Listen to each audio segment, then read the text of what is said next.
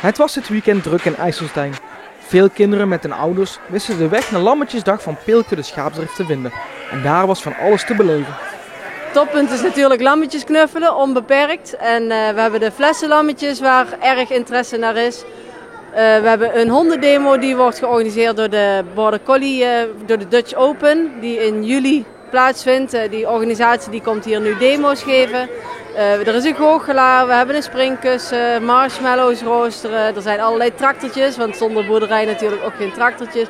We willen ze gewoon een kijkje geven in het bedrijf. Niet alleen het begrazingswerk, maar ook wat ernaast komt kijken. En de dieren en de boerderijervaring. En ja, je kunt zien dat het is in trek en dat vinden we fijn. De Lammetjesdag volgt op de Lammertijd.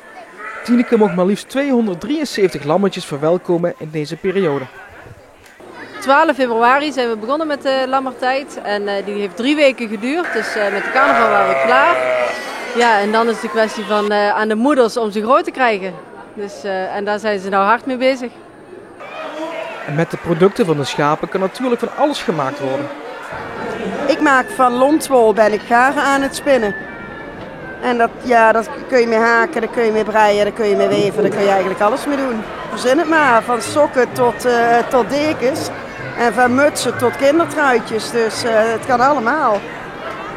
En vroeger werd het altijd op een spinnenwiel gedaan, toen waren er geen garenfabrieken. Niet alleen kan de wol worden gebruikt.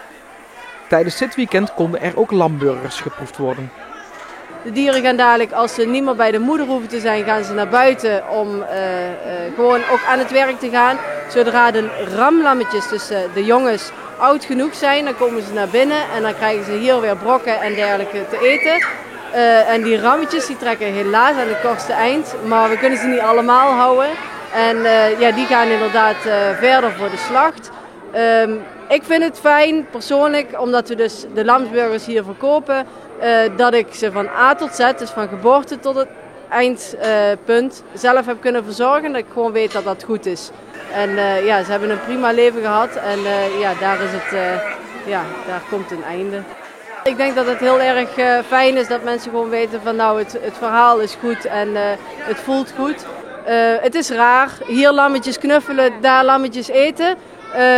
Maar we wilden het doorzichtig maken. Gewoon zo gaat dat. Dat is de circle of life, hoe je het noemde. Ja. Heb je Lammetjesdag gemist? De kudde is ook vaak live aan het werk te zien. Ze verzorgt namelijk de natuurlijke begrazingen in de gemeente. Die kudde die gaat eigenlijk de hele gemeente rond. IJsselstein, Venray, Wansum, Oostrum, Kasterij. Ja, het centrum, de stadsparken, natuurterreinen zoals heide- en bosgebieden. En op die manier trekken wij eigenlijk de hele gemeente door.